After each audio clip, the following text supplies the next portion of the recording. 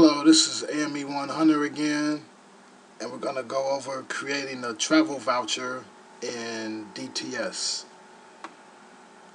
The first thing you want to do is mouse over Official Travel and then click on Vouchers.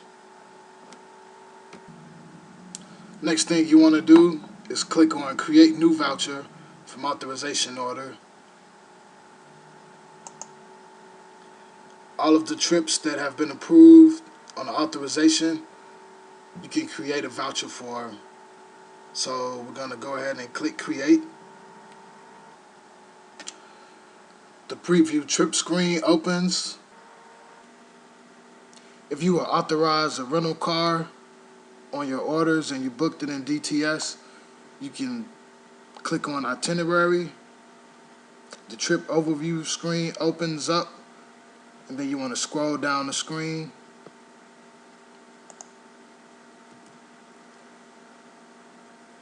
Find your rental car, click Edit,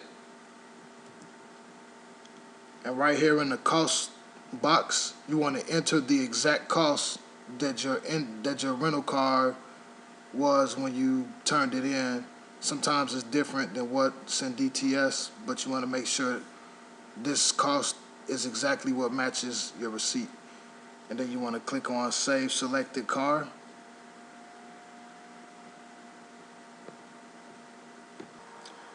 The next thing you want to click on is Expenses.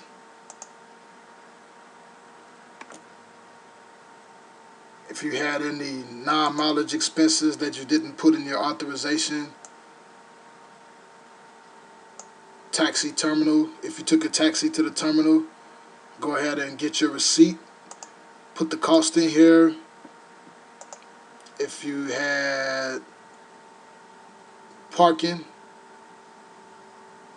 at the terminal, at the airport, you can put that in there.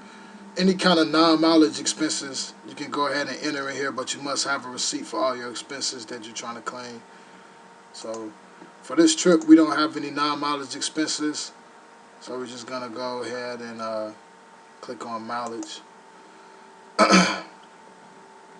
If you drove your car to the airport and parked at the airport, you want to select Private Auto to Terminal. And then you're going to put the mileage in there. 10 miles.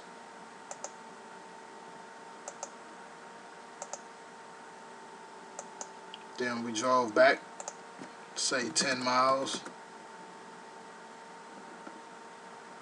And we got to make sure that the dates match the dates of the trip. So 11 August, and we returned on the 27th of August. Save expenses. Alright. Next thing, you want to click on Per Diem Entitlements. Here is where you put your lodging expenses at. For this member's voucher, he doesn't have any lodging, but I'm going to show you how to edit it if you would have lodging expenses. You want to click Edit All, and right here under the lodging bracket or lodging box, you will put your lodging that you paid per night. So if my expenses per night was $50, I will put $50 in there, and then scroll to the bottom of the screen and select Save These Entitlements. Now you can see that all of the nights for the trip has $50 in there. Alright, so I'm going to go ahead and change this back to 0. So you didn't have any lodging. Alright, if you want to change an individual date, if you move rooms for whatever reason, you can edit each day individually using this, or you can hit Edit All and edit them all at the same time. Right, now we're going to go to Substantiating Records. That's where you upload your documents If you flew somewhere, you must have your e-ticket receipt showing how much the government paid for your flight. If you don't know what an e-ticket receipt is, contact your authorizing official or reviewing official. You can go to www.virtuallythere.com and get a copy of your e-ticket receipt. Here, you can either print the fax cover sheet out. This is an example of what the fax cover sheet looks like. Sorry. You would dial the 888 number right here, put your documents behind it. It'll take about 5 minutes. You would hit the refresh button and then your documents would appear in here. So that's how you fax your documents into DTS. Or if you have a scanner at home, you can hit browse and go ahead and upload your documents.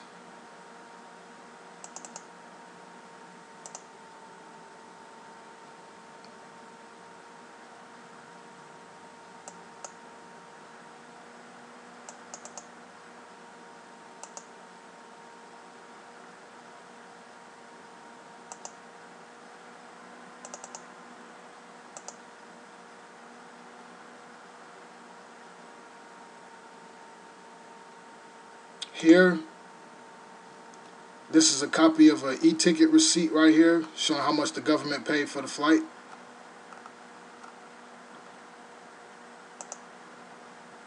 So I'm going to put a note in here. This is the e-ticket receipt.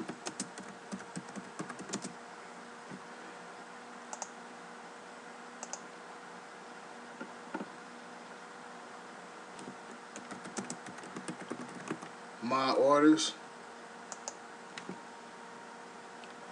This right here is a CMR letter authorizing the member to get reimbursed for full per diem because they didn't have a galley at the location that he went to.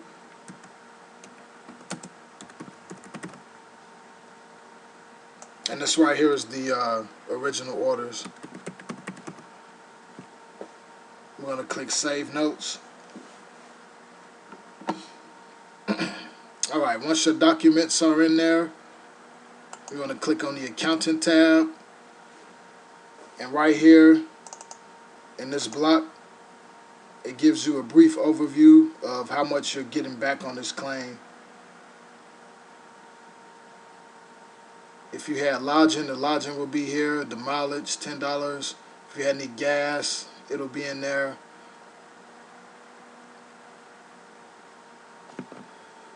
Next, you want to click on Additional Options and ensure your info is correct. Make sure your phone number and your email is correct. You can use a cell phone number, that's fine, or a personal email, Gmail, Yahoo, Hotmail, whichever email you might have.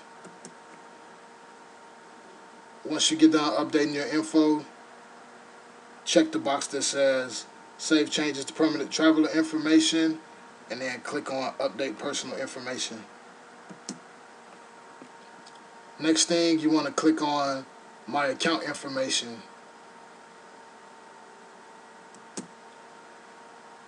Enter your account info. Ensure your info is correct because you don't want it to go to somebody else's bank account or get an EFT return. So make sure that stuff is in there.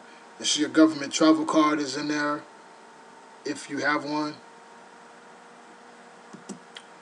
Once you update your info, go ahead and check the box that says Save Changes to Permanent Traveler Information and then click Update Personal Information.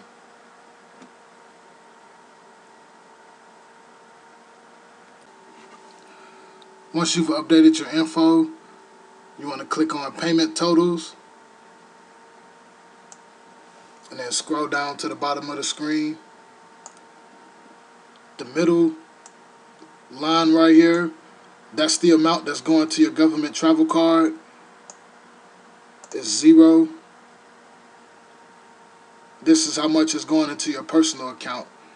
If you used your government travel card, you have to put the amount in here and hit calculate. So say for instance my government travel card balance was $500. I will put $500 in here, hit calculate, then I will scroll back down, and now $500 is going to my government travel card.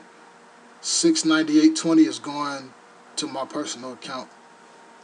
But since this member didn't use his government travel card, we're gonna put 0.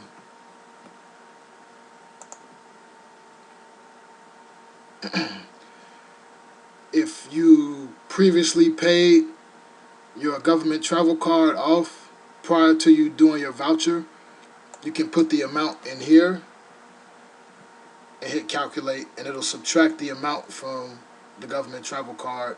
But this will be verified by the AO prior to your voucher being approved to make sure that you're pushing enough money to your government travel card.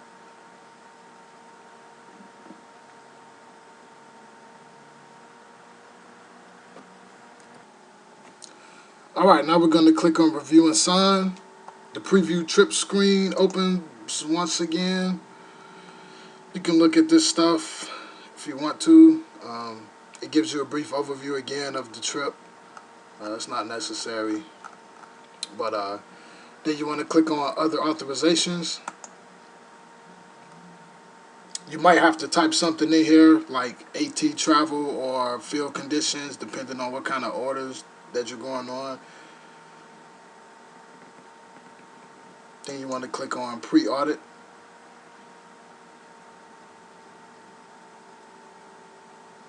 Travel mode mismatch. That means that you're driving your private auto to terminal. That's what that means, PAT. So you can just type in AO authorized or don't know what this means, and then we'll contact you if we have an issue.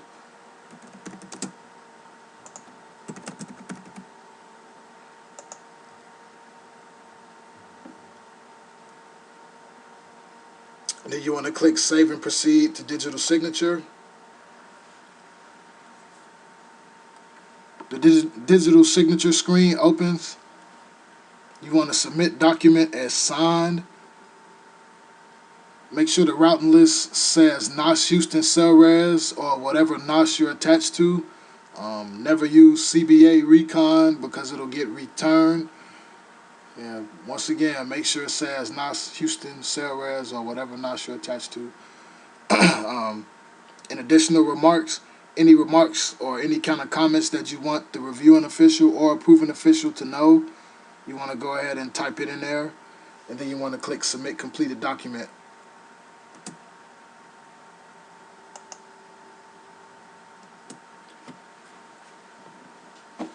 Click Save and Continue. Your digital signature is being processed. You may or may not be prompted to put your PIN number in.